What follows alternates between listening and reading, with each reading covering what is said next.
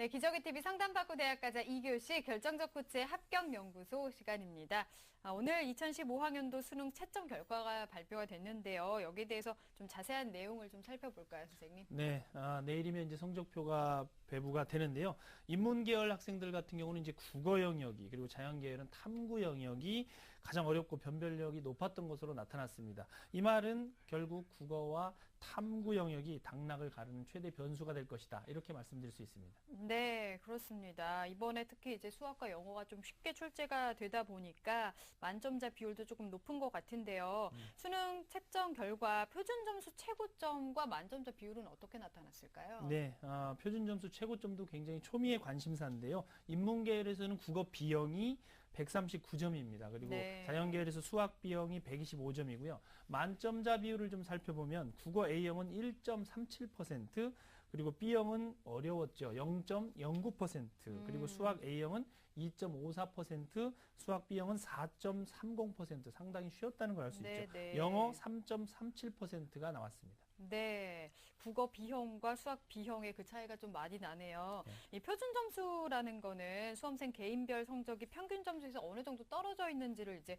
확인할 수 있는 점수인데, 시험이 쉬우면 전체 평균이 이제 높아지면 표준 점수는 낮아지고, 또 반대의 경우에는 전체 평균이 낮으면 표준 점수는 올라가게 되는데, 지난해 수능과 비교했을 때 과목별 표준 점수 차이는 어떻게 나타났을까요? 네, 지난해 수능과 비교했을 때 국어는 상대적으로 어렵고 수학과 영어는 쉽게 출제됐습니다. 네. 그래서 국어 표준 점수 최고점이 A형의 경우에는 132점으로 지난해와 같았습니다. 그러나 B형을 보면 이제 139점이 나와서 지난해 131점이었는데 무려 8점이나 높았다는 것은 그만큼 어려웠다는 얘기겠죠. 네, 네. 그리고 수학 같은 경우를 좀 살펴보면요. 표준 점수 최고점이 A형은 131점이었습니다. 그리고 B형은 125점인데 지난해와 살펴보면 지난해 A형은 143점이었고 B형이 138점이었으니까 각각 12점과 13점씩 떨어졌다는 얘기는 그만큼 수학이 쉬웠다 이렇게 말씀드릴 수 있겠죠. 네. 그래서 올해부터 통합형으로 치러진 영어 같은 경우는 표준 점수 최고점이